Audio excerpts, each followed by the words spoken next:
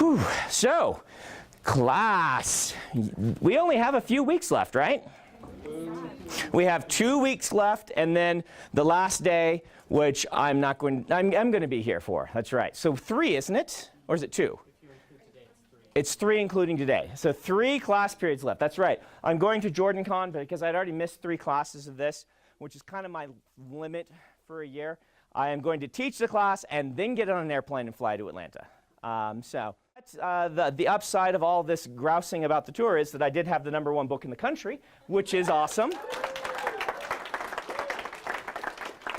So, you know, first world author problems, right? Oh no, people love my books too much. My signings get really long. So, today, instead of starting with Q&A, I'm going to try and end with Q&A, because we're going to talk about something in the business of writing that is going to hit a lot of your questions. And you also really probably won't know the questions that you really want to ask about the business until I cover the basics today. This class that I'm going to be talking about was the very revolutionary thing when I took the class that changed everything for me. Now, I say that, I don't mean to build up your expectations too much. The reason this was so revolutionary when I took the class 10 years ago is because these are the things that, particularly back then, were very hard to discover.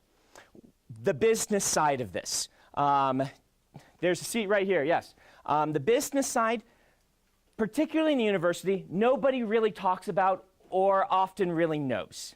They don't know how to tell you about contracts and things like this. They don't know how to talk about how to get published. I feel that in the last 10 years, a lot more of this information has become a lot more widely available on the internet than it used to be. So I feel you probably, or most of you, are coming from a better grounds for publication than I was in your place, which is wonderful. You also have the enormous, should I say specter? The enormous influence of self-publishing going on. And the self-publishing crowd tends to be very open about what they're doing and what's going on. And so all that information is on the internet. In fact, I would worry that right now, unlike me not knowing anything, right now there's just so much. The question is, what do we actually do? What do we actually pay attention to? How do we actually get published? So today I'm going to focus more on traditional publishing, okay? We will talk about self-publishing, and I'll make mention of it, and we'll see. I may have to hybridize this, this lecture to talk about it, but I'm going to talk about just how the publishing business works as a business so that you have this information to base your judgments on, okay? So, one of the nice things about being an author that's different from a lot of different creative fields is that when you write a story, you own all rights to that story and world. And kind of one of the cardinal laws for being a writer is to keep your rights. Now, I say that fully understanding that what you're going to want to do with your books is sell those rights to some extent, particularly in traditional publishing. But your goal is to keep as much of that as possible, and what you don't keep, sell for as much as possible. Yeah, yeah.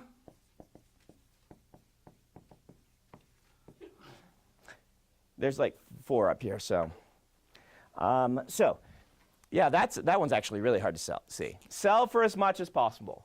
That works better. So, you write a book. You own the rights to this book. Traditionally, when you sell your book to a publisher, what you are selling is the right for them to print that book in specific languages for a specific amount of time and a specific distribution. You still own it. The copyright is still yours. The characters are still yours. The series is still yours. They have licensed from you the right to print it. And that's it. Okay? Now, in that contract, they will have things like clauses where, and I'll bring contracts next week, remind me, Isaac. We'll bring a bunch of contracts to pass around so you can actually hold these things and look at them.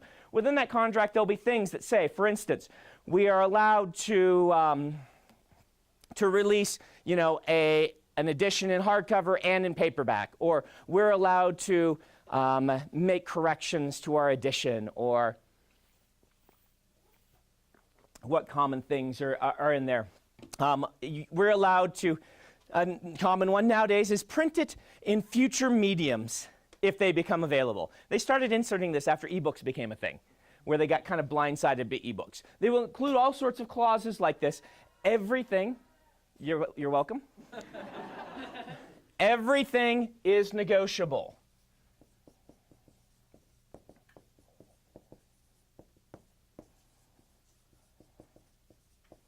I don't think I spelled negotiable right. Everything's negotiable, even the things they say are non-negotiable. Okay? So, this puts us in a position of power.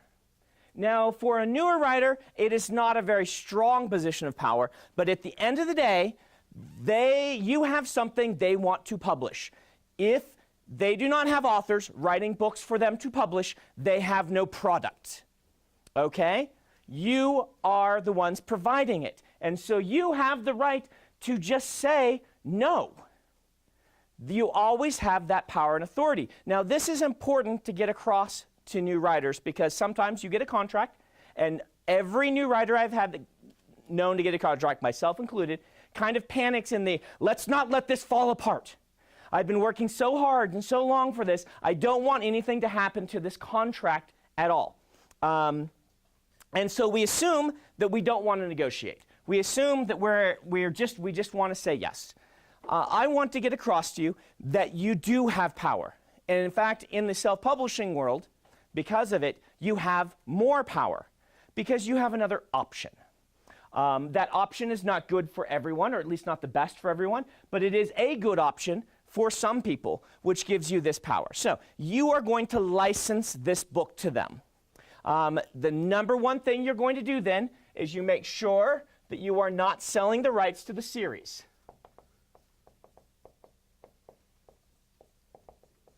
That gets a big circle with a slash through it. You see this very uncommonly. Most commonly, when I've seen it, it's been in LDS publishing contracts. They have awful contracts. They really try to get away with whatever they can. I've never seen a mainstream New York publisher do one of these, but I've heard that they exist, where they try to buy rights to the characters in the series. That is really like any agent who gets a contract like that would call and scream at them and say, what are you thinking? They would be embarrassed to offer that unless it is a series they have developed, which then is perfectly all right. And this is what we call the difference between work for hire and author properties. Work for hire is when you write a Star Wars book. You are writing a book for them, usually for a upfront lump sum and a very small percentage, if any. LucasArts doesn't give a percentage anymore, I don't think. They just give you a dump of money. Most of these things will give you like 1 or 2% and whatnot. Unless it's that case, you want to keep all your rights. This also means you want to keep, generally, your translation rights.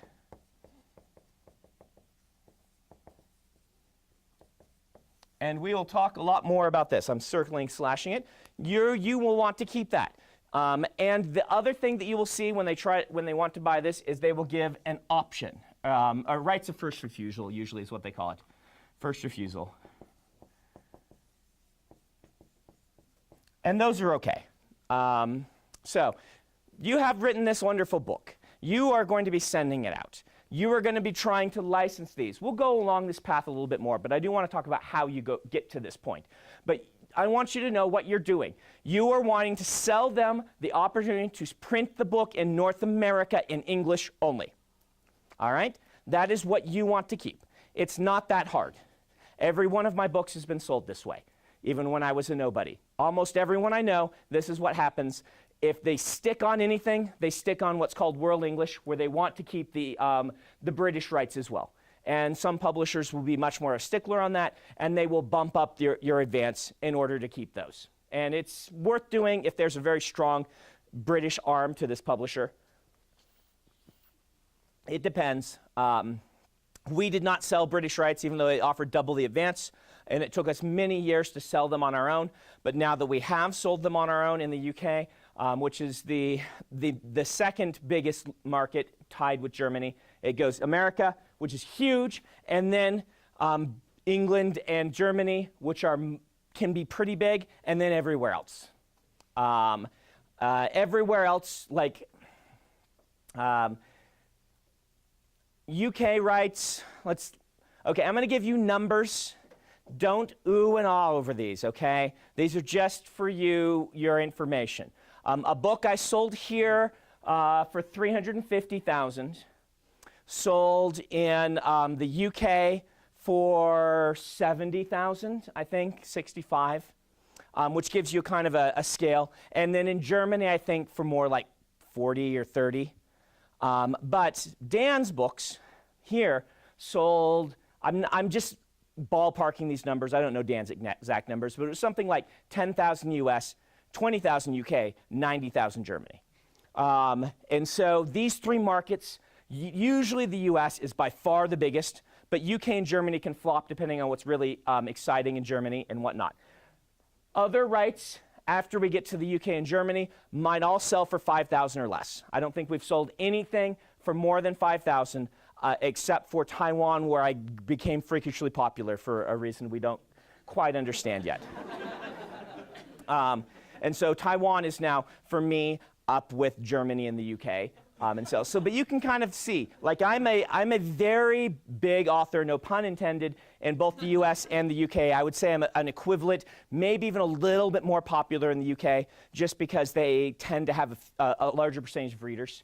And so selling, you can kind of gauge. A book worth $350 here is worth around $70 there, and you can kind of gauge just by population and a number of readers what we're getting, okay? So this is why it's important to be thinking about these translation rights, because early in your career, if you're lucky and you pull off a Dan, where you get your Germans wanting to pay 90 grand for your books, if you have sold those to the publisher, usually the rights is they will keep half of whatever they go and sell it for, and you get half, okay?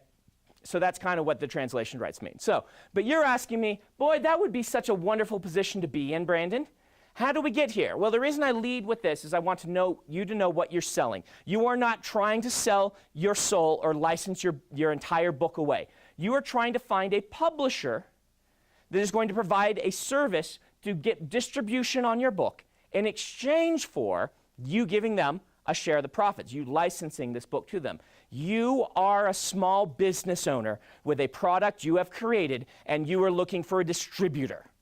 You are not a starving artist looking for someone to take care of you, okay? This is an important mindset change that I want every one of you to make.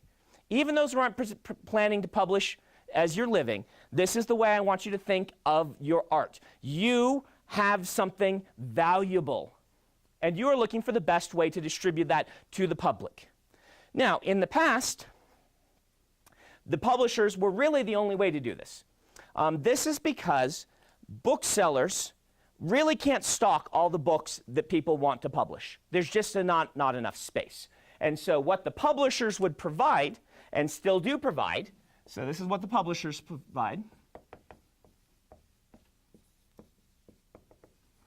The publishers provide, number one, in-house editing.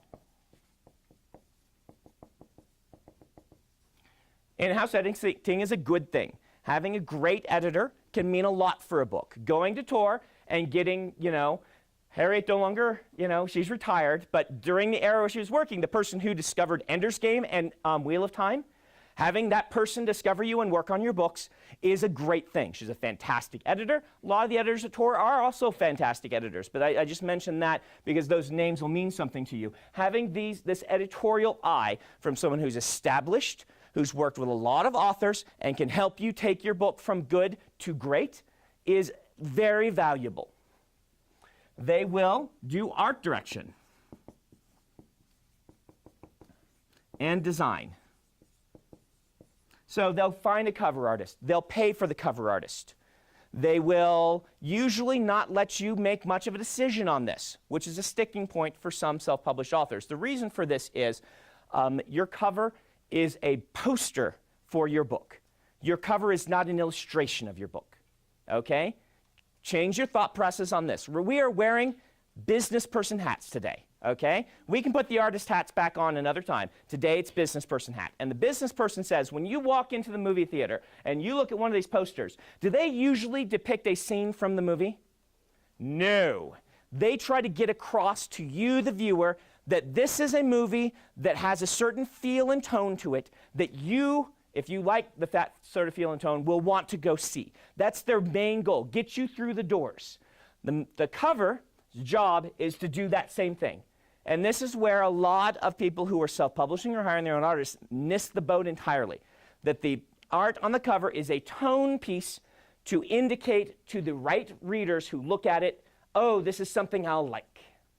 And the art director, though they will misfire on occasion, will usually be very good at this and will be able to say, this is this type of book, we'll get this artist I've worked with before, and we will have this cover that will attract the right readership. So with your books and the different covers that they've had, like for example, your Miss Bourne had the first cover and then they changed covers later. Yes. Is that depending on edition, or? It's a good question. So they will release a hardcover edition, and sometimes when they change covers, almost always when they change covers from hardcover to paperback, it is, we hit this demographic who buys hardcovers, now we want to hit this demographic who buys paperbacks. Different demographics tend to buy those. Or the hardcover did not sell to the right demographic. We misfired. We will do a different cover to try and sell to that same demographic better. With Mistborn has an interesting story because all of my other books have kept the covers. With Mistborn, they felt that the cover for paperback would not hit the paperback market, and so they changed covers, and the cover was awful and didn't sell at all. And so we changed covers again, and in that case it was the cover failed to grab our audience. We need a new cover. So the first one, as I understand it, was not changed because of the failing. Even though Mistborn didn't sell as well as Elantris did, it sold just fine. It was just that they felt they wanted to try and grab the paperback cover market. They said they felt that the hardcover would be too busy in paperback or whatever. And the cover they got just didn't work. The book didn't sell worth beans in paperback until we changed, and then it sold great.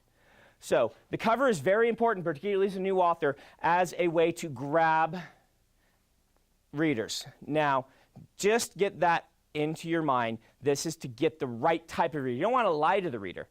You want to get the right type of reader to pick up your book. This is why you do see covers that feel like other famous covers quite often. And this sometimes backfires in that the audience gets then tired of that type of cover. They start to feel generic, and then it doesn't grab them. And then you will see a changeover where something brand new, bold, and dynamic happens after a few years of the covers kind of being like the famous covers. This happened with Daryl Sweet's covers. For a while, he was on the Wheel of Time. He was the Wheel of Time cover artist for a while. All the epic fantasies had very Daryl Sweet-esque covers. The cover of Wizard's First Rule and a lot of these, even the very first Game of Thrones original cover, was very like this sort of style. And then that started to feel generic, and they changed to other stuff in the early 90s. And then, yeah, that started to feel generic, so they changed to other stuff. And they will be able to keep up on that. For a while, it was the photorealistic covers that were really big. And that was partially to start grabbing the audience who liked urban fantasies and say, hey, you'll like these types of fantasies also. I don't think those are the big thing anymore, are they, Isaac? He knows covers, the photorealistic. That's still pretty big in YA. Some urban fantasy. In urban, it's always been a big deal, but yeah. But anyway, the cover director knows all of this stuff, the art director. They will do interior design, typesetting, all of these things, and then they will give you copy editing. So proofreading, copy editing. So there's all of that stuff, okay? These days, you can do yourself with upfront money. But having to pay upfront money for this stuff can be expensive. A good editor costs a couple grand. A good cover. You can find good covers if you're willing to pick one that is not designed for your book or whatnot for $500. But I would say if you want a nice cover, you want to be budgeting $1,000 or $1,500. Would you say that's right, Isaac? Yeah. He's my art director in-house at Dragonsteel. And so that's just for the illustration, that's not the design. And then people skimp on design a lot, and then it looks bad, even though you have a great cover. You have to have good typography and all this stuff. They do all of this. We'll talk later on how to do some of this stuff yourself if you really want to. And it is viable to do it yourself if you do it right. But they'll do the proofreading copy edit, which again, you can have done. But what they also provide that you can't do is they have a sales force. So, Salesforce, why would this be important? Well, again, the bookstores can't hold everything. And so what the publishers have are people who go to the bookstores and they meet with the bookstore owners, particularly, they'll do this at corporate, at Barnes & Noble, or they will go and fly to the individual sellers of the various different retailers. They'll come into BYU Bookstore, they do.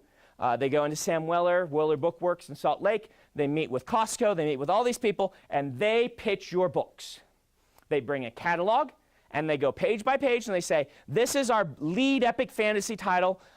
We really think you should carry this because Tor lead epic fantasy titles in the past have all sold this number of copies for you.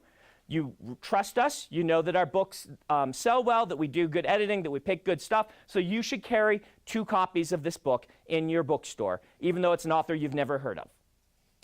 They will go page by page. Now, this, for a new author, can be, they will try, usually I've noticed for the new authors, to push a little hard. But they do have, a couple of hours during which they're going to go over every book in the catalog, which can be several hundred. And so you are kind of at the whims of, if the sales force has been given, the right blurb on your book, if you get lucky and the sales force person, the sales rep reads your book, that's fantastic, and they try to read a lot of them, but they can't read them all. But once in a while, your book will go through and they just don't give the right pitch on it, and a lot of stores will pass on it. That does happen. But you do have this opportunity. And if the sales force is doing their job, they will be able to say, like I said, we have a great reputation, you've carried this in the past, you really should stock this book on your shelves. So that's how books get into bookstores, if you've wondered. This is the big hurdle that you would have on your own getting this shelved in bookstores. You might be able to go to the local bookstores and get them to put a copy on shelf. The publisher can go to Barnes & Noble Corporate and say, put a copy on every Barnes & Noble in the country, and they will. They will usually, it's very rare that a lead or new title or something that's not a backlist or whatnot from a publisher does not get picked up by the major retailers. If it doesn't get picked up, that's kind of a death sign for the book. Alcatraz did not get picked up by Borders, which was the first sign that this series was in serious trouble. When the second or third book, I think it was the third book, didn't get picked up. Then that's like, oh, that's kind of one of the big death knells. Particularly nowadays, if Barnes & Noble doesn't pick it up, your book is basically dead. But it happens. It doesn't happen commonly, but it does happen. We have friends that's happened to. But this is what they're going to do. This is how it happened with the Launchers. They went in and said, you should carry a copy of this book. It was therefore on the shelves, and people could go buy it. They will give you an advance. Right now, advances, according to Toby Buckell's survey, which he may have an updated one on his website, I'm not sure. It's now a few years old, but his survey said that in science fiction fantasy, average advance was around $5,000 to $6,000. That's what you should be expecting. If they don't offer you $5,000 to $6,000, then, like, I have never heard one of the big 6 pick up a science fiction fantasy book and not offer at least $5,000. So that's kind of your minimum. Have you ever heard of anyone doing that? Yeah. I mean, they offered $5,000 on Elantris. We said, hey, how about 10? And they went up to 10. Going up to 10 is not uncommon. But usually it's somewhere between 5 and 10 for a new author. Unless you get a bidding war, which is what happens with an agent, where you get multiple publishers saying, we think this is going to be the new big thing, and then they start bidding ridiculous amounts of money for it, and then you hear about it in all the magazines and stuff. That doesn't happen very often. We'll talk about how to do that with agents, but they'll give you an advance. This is money you can live on while you're writing the next book. You say, $5,000? I don't know if I can live on $5,000. You probably can't. I did. I was living in my friend's basement as an undergraduate. Or no, I guess as a graduate student. But anyway, I wasn't married, anything like that. $5,000 for a year, supplemented by teaching at BYU, was enough to live on. And that's where this really came in, because I got paid, my first check was actually, I think, $10,000. And so I got paid because it was for 2 books, $10,000 each. And that gets broken up. They gave me $10,000 on signing, and then they gave me $5,000 on publication of each of the books. So in 2003, when we signed this contract, I got $10,000 to live on. In 2004, actually, we signed November 2003, so I got the money in 2004. So $10,000 2004, 2005, the book came out, and I got $5,000, and we sold foreign rights, worth about, we sold like 3 or 4 of them together, which were about $5,000 or $6,000. And so I lived on another $10,000 where this supplemented it. The next year, Mistborn came out, and I got $5,000 from them, and we sold some more foreign rights, which is what I lived on. And then we were negotiating the new contract, which the books were doing well enough, we were able to negotiate for more. So the next contract was for $20,000 per book. And I've basically doubled each time, is kind of how it's turned out. Who do you mean by we? Me and my agent. Just the 2 of you? Yeah. So yeah, I think my advances were $10,000, $20,000. Alcatraz and Warbreaker were $40,000. What was after that?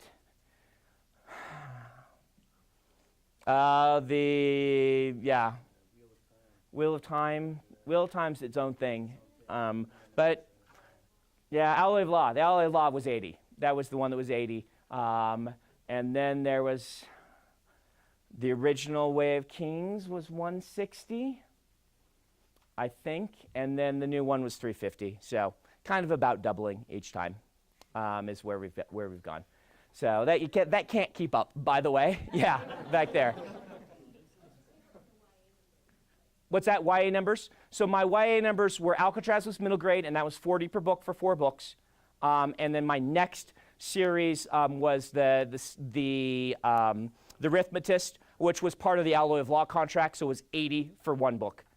And then the Steelheart was the 350 per book for 3 books. It was $1 million for 3 books, so it's 330 or something like that. And this is all just advances, okay? Keep this in mind. Let's talk about advances, okay? And you can find this in the trades. That's why I can talk about it. They post this online whenever someone negotiates one of these deals. It's all just public knowledge. It has to be public because these are publicly traded companies and things like that, I think. I don't know. The Publishers Weekly and people find out about it.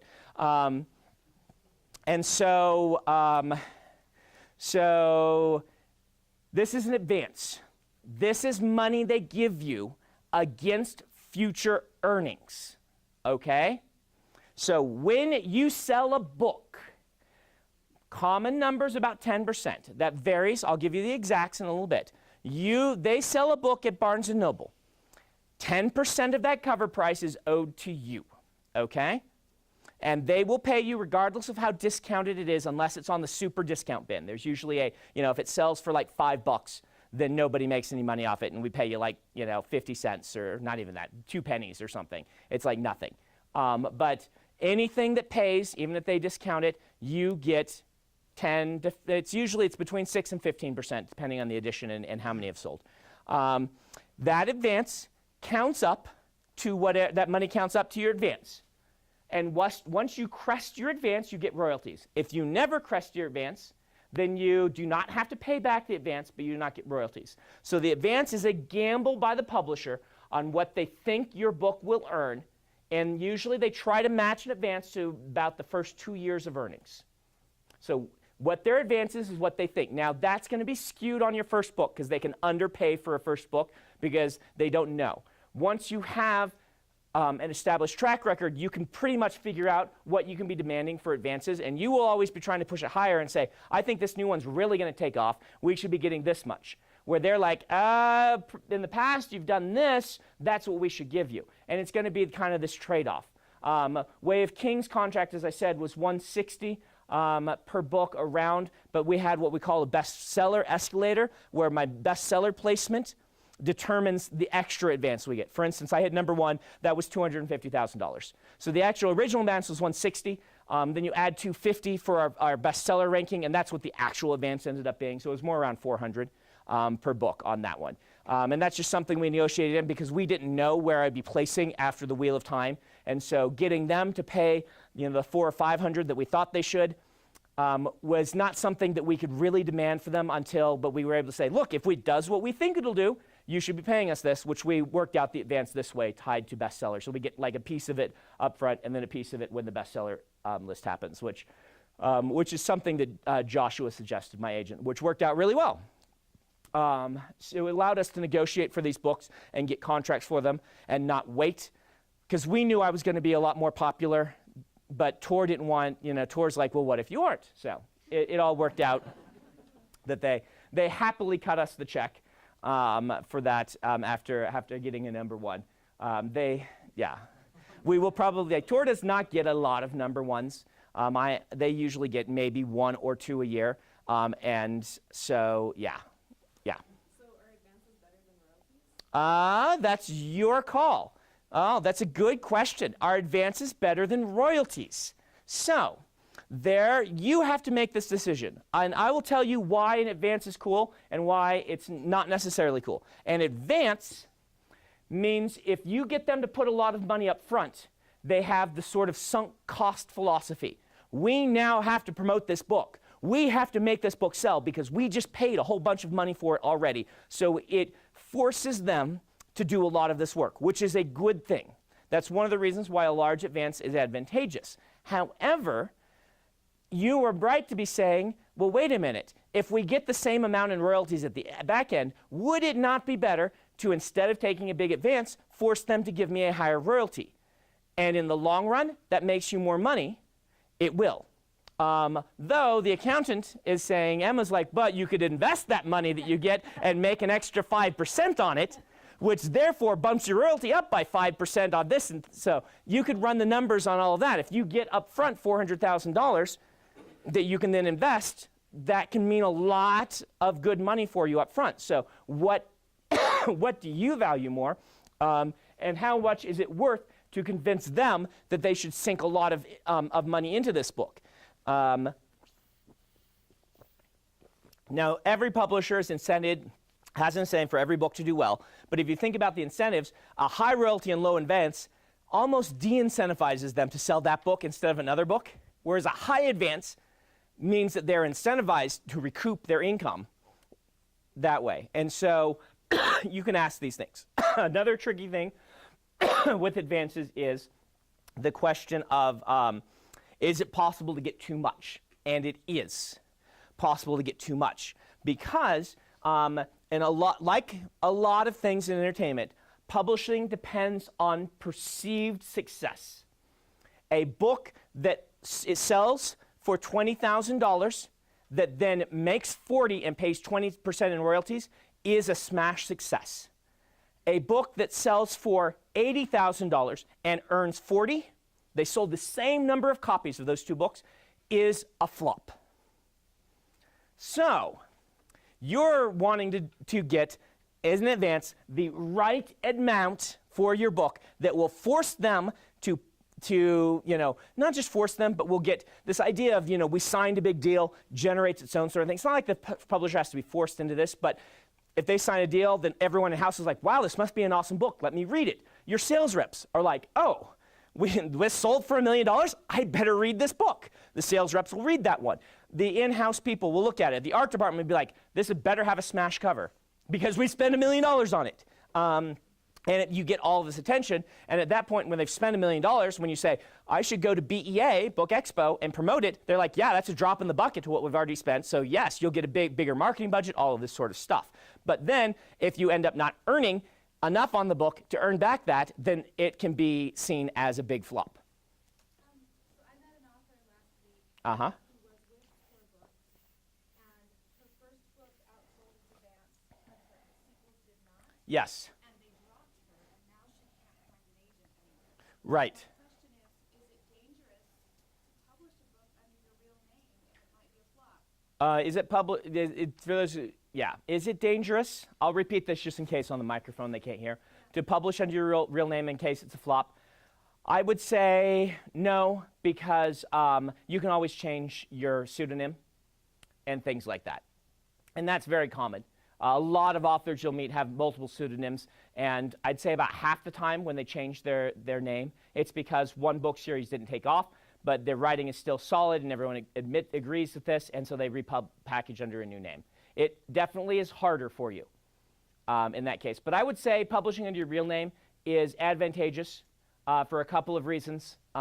Let's say this author is one of these, and I don't know if they are, but let's say one of these authors is that their first book generated a lot of buzz, but the second book just didn't catch on with readers, but they still have that buzz from the first book.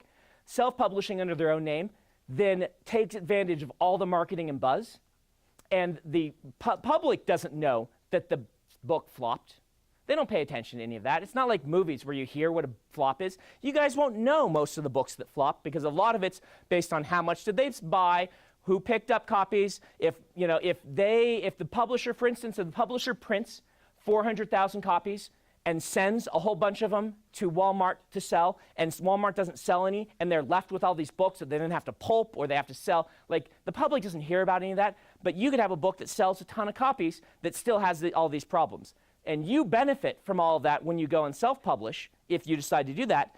Plus, industry-wide, they may know that a book flopped, but they also know that good books just flop sometimes. And so, yes, it's going to be harder for this person to fight back, fight out of that, but it's not impossible. Jack Campbell is a best-selling author. His name is actually John Henry. His book series flopped. He was fortunate in that his agent still believed in him, and his publisher still believed in him. They said, these flopped, this happens sometimes, let's try again. And together they all changed his name and launched a new series, and it took off and sold really well. And so in that case, he was fortunate in having an editor that he had a good relationship with and an agent that he had a good relationship with, and it worked out. But anyway, so yes, there's a risk, but I wouldn't say not to do it because of that. If you really are stressed about it, publish your first book under a pseudonym. But the publishers, when you're submitting a new book, are going to eventually find out that it's you. I have friends that are submitting under pseudonyms right now, and they're not telling people who it originally was, but once they buy the book, get excited, they have to send a check and tell the IRS who they're sending it to. They will know at that point who it is. So it doesn't matter either way. Make sense? Okay, so those are kind of your pros and cons of an advance. Okay, so what you're doing in I'm trying to give you all this information before we even get to how to do this, because I want you to be thinking in this mindset.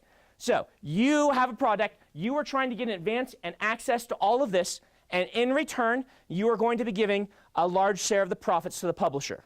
How large a share? Well, let's break it down, shall we?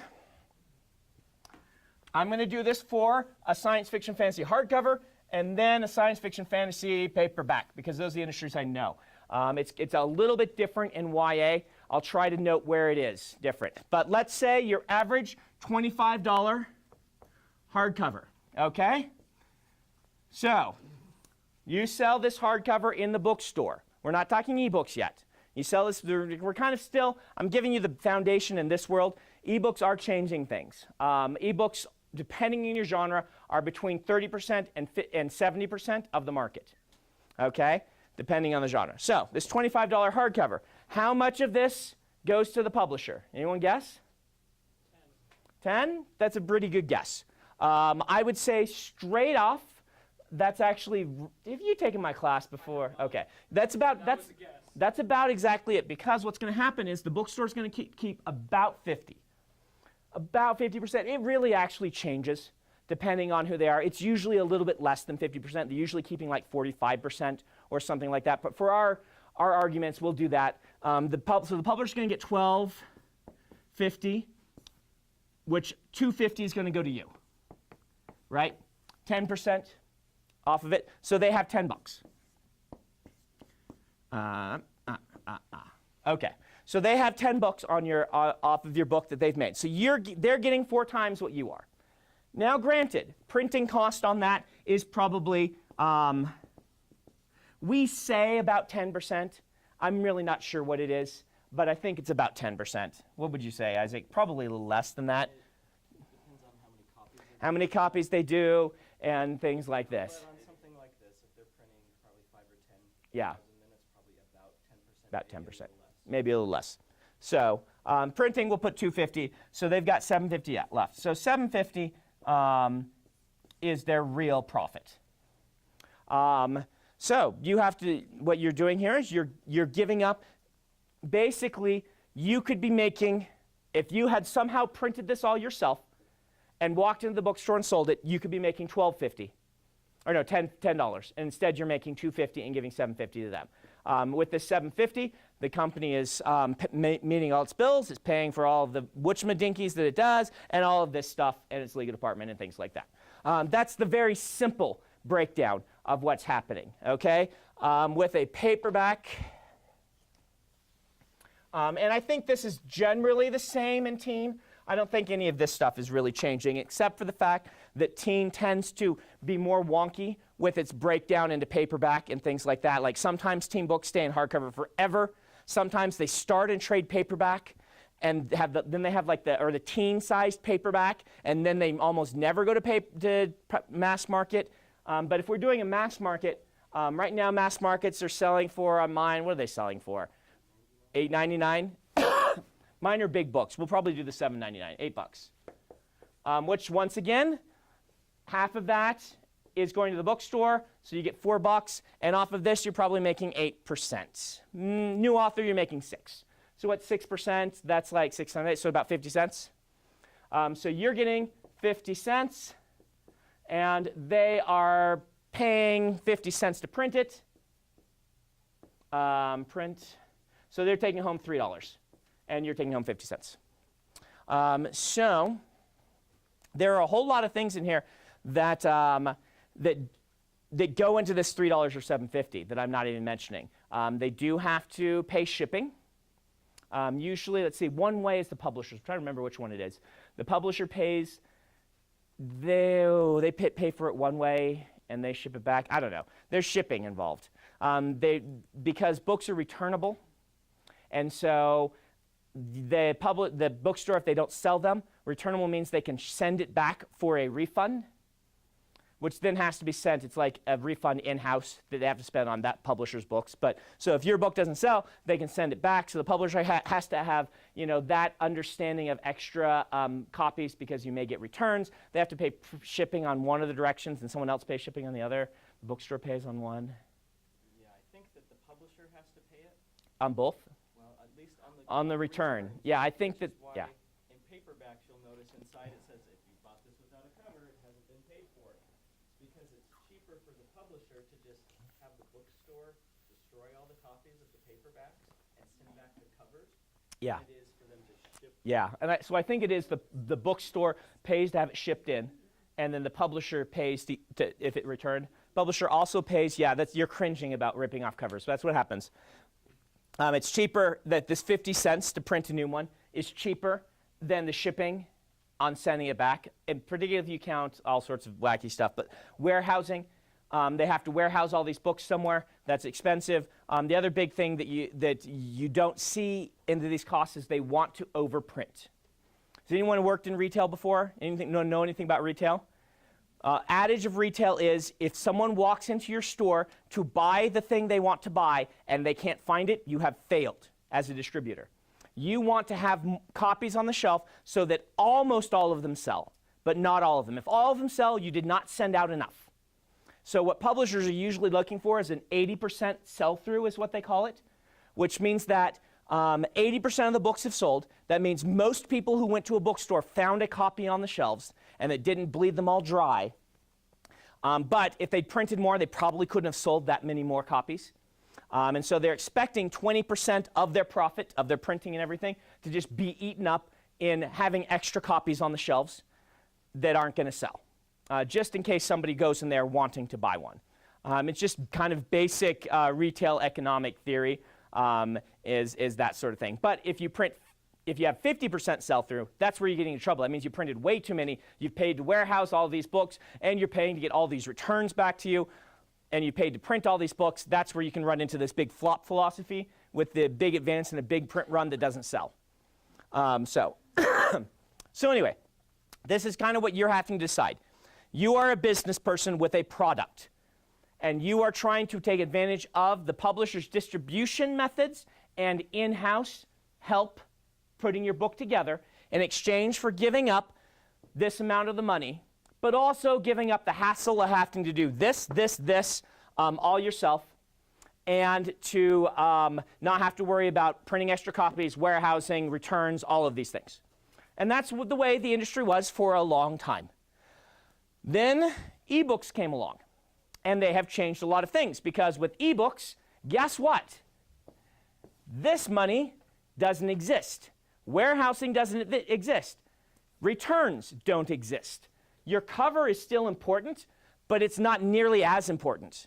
Your typesetting inside still important, but most e-readers typeset dynamically, which means your typesetting is not going to matter as much. These are still important things, but they're very different tools now for ebooks and things like this. And so suddenly, this one kind of is not quite as important as it used to be. You don't have to worry about this and a lot of these other things, which is changing the industry quite a bit in interesting ways. You don't have to overprint ebooks. You can't overprint ebooks, right? They're always there available for the people who want to buy them. And because of this, the hardest parts of doing it yourself, the parts you can't just pay out of pocket for, are going away. For even this is I love the salespeople. They are fantastic. But for ebooks, you need fewer of them, because all they're really doing is convincing Amazon and people to put you in good placement, which is important. And they're still important jobs, but this has decreased in value for ebooks a great deal. I still think these people are very valuable for selling to all the bookstores, but if you're looking at ebook only, suddenly all these things you can't do yourself, you don't have to worry about anymore, which has changed the game a great deal, which gives us more power and more ability, more choices. All right, so you have all of this, and you decide, I want to publish traditionally. All of this hassle of doing it myself is not something I want to be involved in. Plus, I like the idea of potentially getting a nice advance up front and all this stuff. Now, notice I didn't talk about marketing. That's because new books don't get very much marketing. And you shouldn't go into it expecting that you're going to. You can push for it. Hopefully, you'll get some.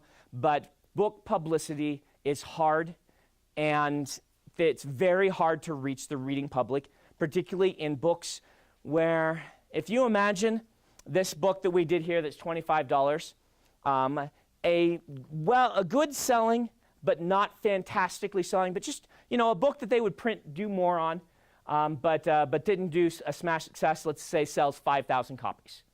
So the publisher's revenue, before all the stuff that we can't really quantify, the 750, what's 750 times 5,000? Come on, math people, pull out your calculator. I'm not going to do this. I'm a writer. 3.75 million. 5,000 times $7? I like your math. 37,000 bucks. So they've made $37,000. Let's say in paperback, in the first couple of years, let's say it sells 10,000 copies. I can do that math. That's another 30,000. So altogether, let's say that your book is going to earn $70K for the publisher, without counting all this other stuff that they have to do, right? For the longest time, I don't know what it is now, but an advertisement in the New York Times was $50K. So, doing an advertisement in the New York Times for your new book is really not cost effective, okay? Doing an advertisement on television, this is a cheap one that's probably only local, okay? Radio ad to advertisements and Facebook things, those are cheap enough that they will do that. You'll see those for books. But the reason you don't see a ton of advertisement is because this advertising is so expensive, because books, let's be honest, books don't get read by a lot of people. It's sad, but there's a lot of competition for people's attention. Books are not, we are a vibrant, powerful, small part of the economy. Toothpaste blows us out of the water, okay? Just completely stomps on us, okay? And so we're not selling toothpaste, we're selling books. And so targeting people who read these books can be very hard. And so you may get a marketing budget. And if you do, they will try targeted advertising. They'll try putting advertising in some science fiction magazines or at con bulletins or things like this. And that can happen. But what we found is most of this does not recoup investment. It's only about building the author. That's why that's why authors complain so much that my book didn't even get marketed. It's hard. It's really hard. And the only marketing that really works is where the author is in front of readers, because people buy books by authors in part because the author name. The author name becomes the brand. And so when the author is doing a blog tour or the author is doing signings, people buy books because they're interested in the individual starting out. And so while I'm not saying it's impossible for marketing to work for you, there are targeted things that can work. If they were working really well, the publishers would do them for every book. I promise you. They're business people. The law of economics would say, it's capitalism. We do this, we sell more books. We should do this. That doesn't work that way very often. When you talk about marketing, you mean outside stores? Yes, outside stores. Excellent. So Salesforce would go in and work for placement of books? Yes, sales, this is different. That's a very good point. Let me bring this up. There is something else that we do for most books, and it's called co-op. Co-op is when you walk into a Barnes & Noble and you find the books in the front. That's an agreement between Barnes & Noble, and I believe it works this way. You can look and see. I could be wrong on some of the specifics, but I believe what happens is, like, Barnes & Noble says, we'll give you this co-op space for you to put a book in. Every book that sells there, we get 50 cents more than we normally would. And the publisher says, yes, we will do that, and you get your book in a little tower stand in the front of the bookstore for a certain amount of time, and then the publisher, the Barnes & Noble, gets more money for those books that get sold. Everything that is not the regular shelves, any end cap, any tower, any little stand, is usually purchased through co-op agreements. Sometimes it's just, we will give you a bunch of money as advertising space to put this thing in here. Sometimes it's, if you put us on your stand, your one that you've built, we'll give you more of the money. And that happens very commonly for even mid-list titles and for brand new books. Usually where you don't get it is what we're talking about with our friend over here. Where a lot of times your first book, you'll get some co-op and some marketing. And then at that point, for your second book, they put you just on the shelf, because at that point you kind of have to have built your fan base to go find your book, because there are only so many spaces. And if the publisher is going to get 2 spaces a month for co-op, which, you know, Tor might get, they'll be like, all right, we'll put our big title that we know is going to make money in one of them, and we'll put the new author that we want to give exposure to in the other. And the other 2 books we release that month will have to just go on the shelves. And this is kind of like tough part of publishing. It sucks, but it is what happens. And it is partially why Mistborn sold less than Elantris. Elantris gets all this stuff up front. My second book then doesn't, and I kind of have to survive based on no longer being the new kid that everyone wants to check out, and not, you know, with the co-op, and now people have to find me in the shelves and buy my book. By the way, Mistborn eventually took off in paperback quite handsomely, so I'm talking only about the hardcover.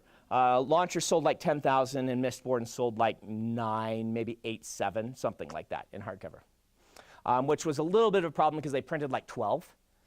Right? Because they're like, oh, he's going to grow as an author. He got a really great reviews and things like that. So they printed 12, and then they had 3,000 left over, which I bought each of for $2 a piece, and have sold on my website now for $25 a copy.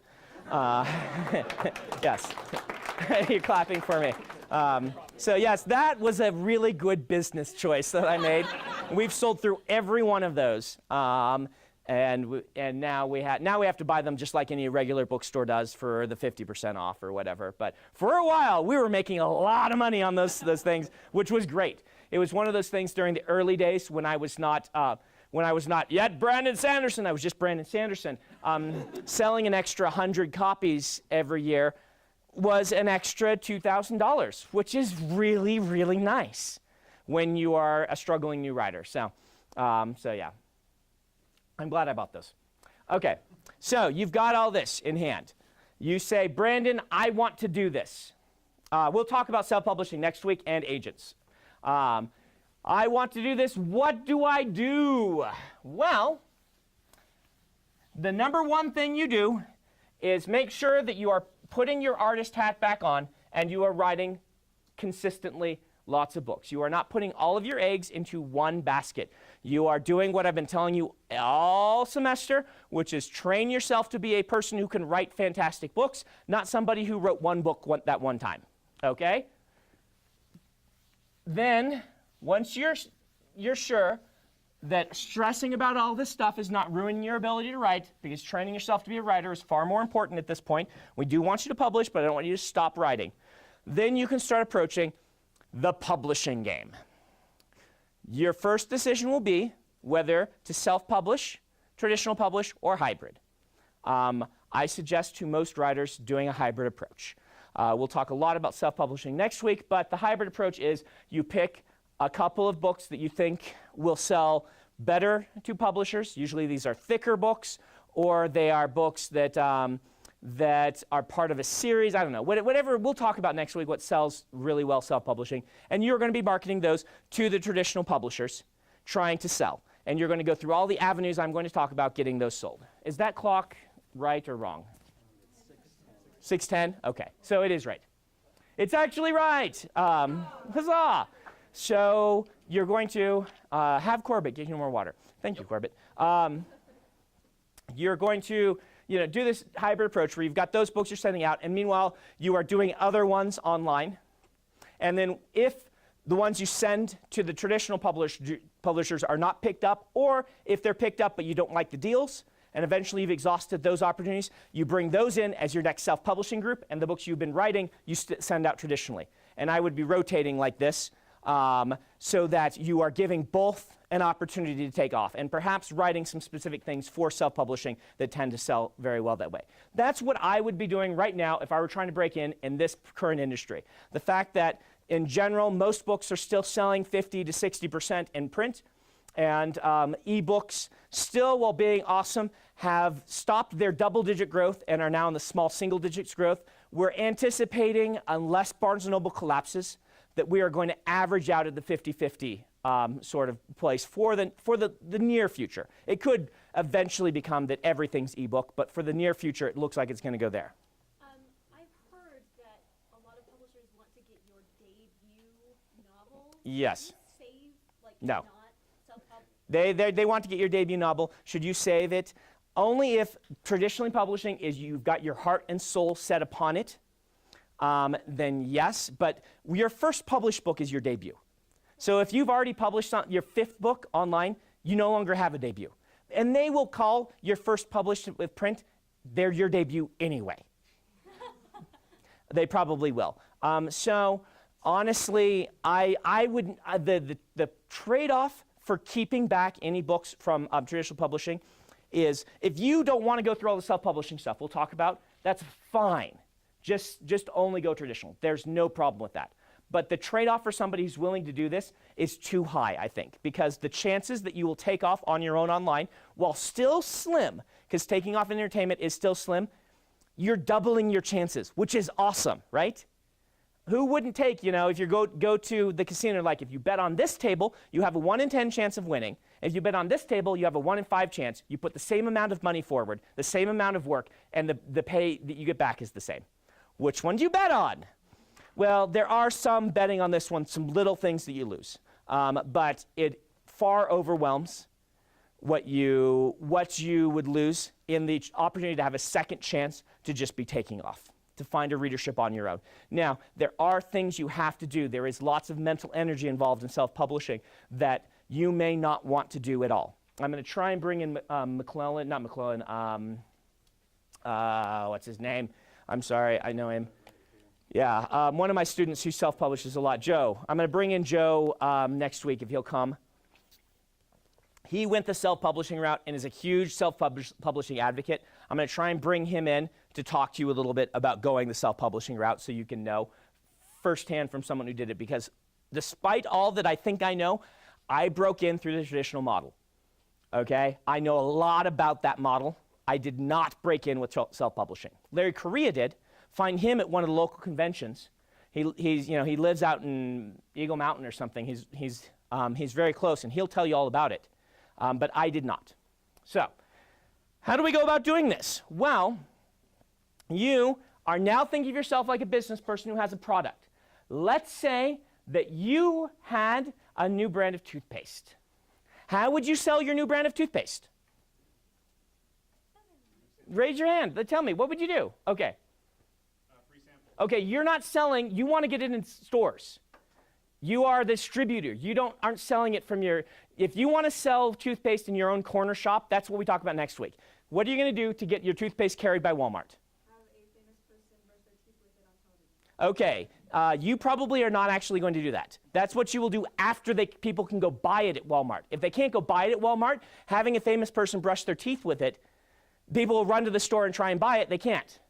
Like a doctor endorsement? Okay, maybe. Doctor endorsements can be very useful. In fact, I'll write that one up here. I know authors who did this. Go to Walmart or to somebody who can sell the product to Walmart? Right. You're going to go to Walmart. Yeah.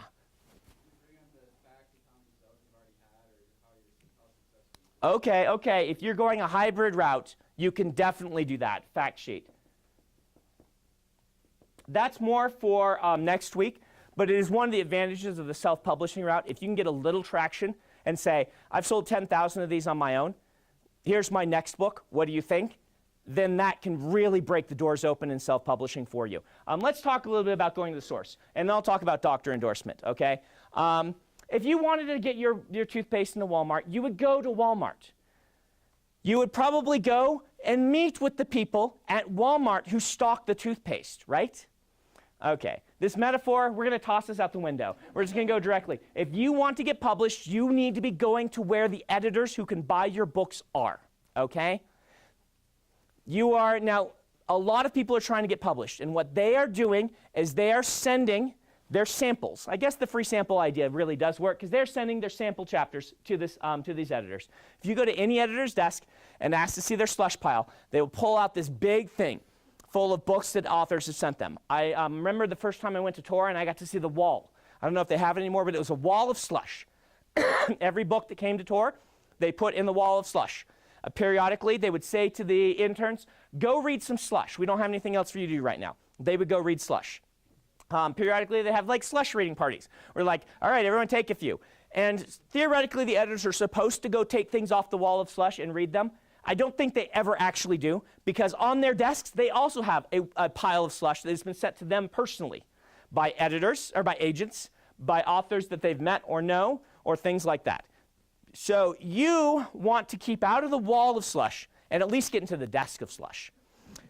Getting into the desk of slush happens by either, number one, having some of this for a long time in publishing. The way to break in was to sell short stories and have a proven record as a short story author, and then go to the publishers and say, I have published these 12 short stories in fantastic markets and have even gotten award recognition. You should buy my novel. And they would say, that sounds like a really good idea. And it happened very consistently. The short story markets have shrunk, and how many people in here have a subscription to a short story magazine?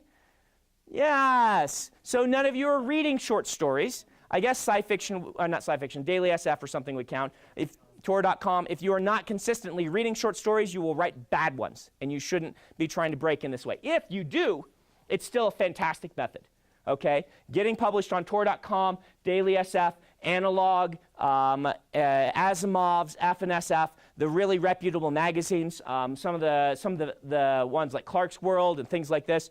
These are great magazines that will build you a reputation. If you can write good short fiction, you can still break in that way. That's one way to get onto the desk slush pile, is have a pedigree. What's that? Slush, yes. The other way is to have a really fantastic agent who says, my last 3 books that I sold were New York Times bestsellers. I have another one that I think will be. I stake my reputation on on this book being worth your time.